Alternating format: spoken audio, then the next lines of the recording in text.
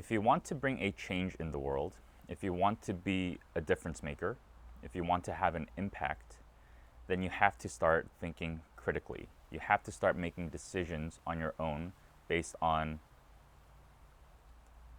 conclusions that you come to from your own experiences, your own beliefs, your own ideas of what truth is. And of course, to get that, you're gonna need a lot of inputs.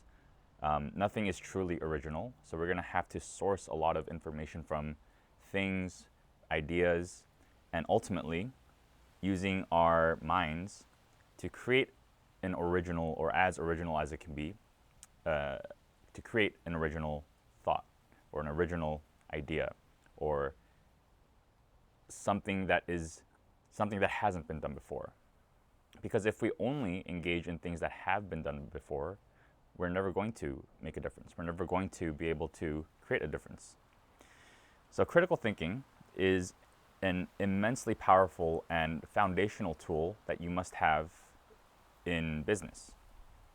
And my background is in physics. I studied physics quite extensively in my education. And there's this concept of thinking in first principles. So first principles are laws of nature, laws of reality, physics, and so on.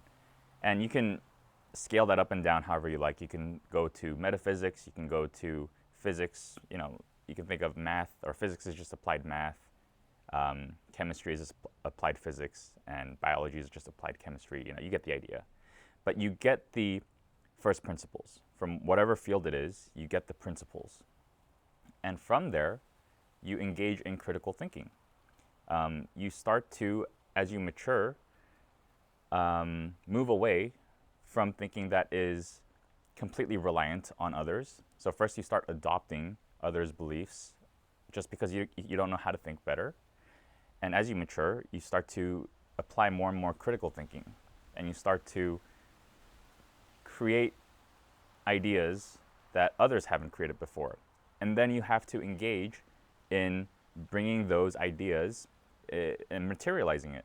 So creating structures, creating systems that can support that idea to impact in reality, right? The bridge between conceptual and physical. But it starts with critical thinking. So if you're watching this video, you likely have a lot of inputs already. You're already likely learning from a lot of different sources. You have a lot of ideas already. So my challenge is for you to keep pushing that forward. Keep thinking critically. Or if you haven't thought critically before, if you've always just kind of taken things as they are, realize that it's going to take original, unique insights and interpretations in order to make any forward progress. Whether that's super effective or ineffective, or it's a mistake or it was an absolute success, that's part of the journey. That's part of thinking critically. Most critical thoughts are going to be inaccurate. It's going to fall short of the truth, but that's okay. It's not the accuracy we're going for. It's the practice. It's the day-to-day engagement of critical thinking that is way more important than accuracy. Because in the long run, the mistakes fall off. Like, we forget about the mistakes and we can move on. But the absence of critical thinking is something that we're going to really pay for if we don't adopt that. So start to think more critically, start to make your own decisions, start to really be conscious, be aware of the inputs you're allowing into your life, because they're going to be the basis of your critical thoughts. Hope this video was helpful. Have a good one.